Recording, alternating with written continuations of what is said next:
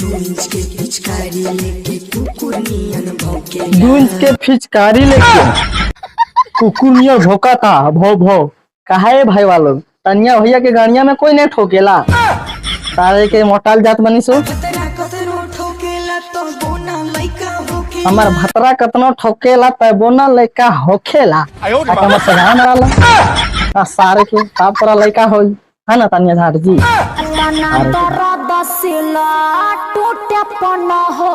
अच्छा जतना दर्द सिल टूटे पे न होला त क्या टूटे पे होला भाऊजी तनी बतावा था।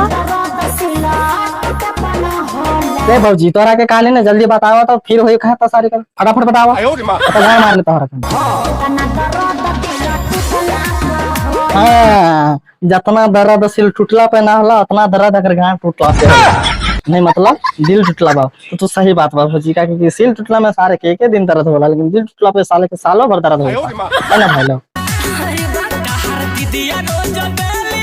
बेली जवान साली मुंह में ले बुका सारे के का देता कर दिया है वाला नहीं है वाला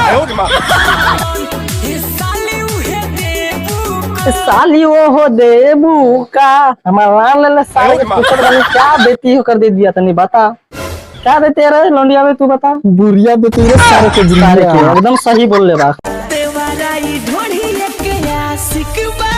का हाल बा दादा जिटनिया में चलो दे देव चंद्र भाई के गणिया में तो ढोड़ी वाला गाना में शुरू से लेके अंत तक बना के आज वीडियो बहुत गांड फाड़ होने वाला भाई आराम फाड़ होने वाला ठीक है। तो वीडियो में पूरा एंड तक बने रहिएगा ठीक है। तो स्टार्ट करते हैं लोंडिया भाई का लोंडिया गिरी ठीक है। ज्यादा लोड वसूल नहीं करते हैं भइल जाता धन तोहर बासिक बा ए भौजी तोर गणिया मारे खातिर बोल तैयार तोहर लोंडिया भाई आशिक बा।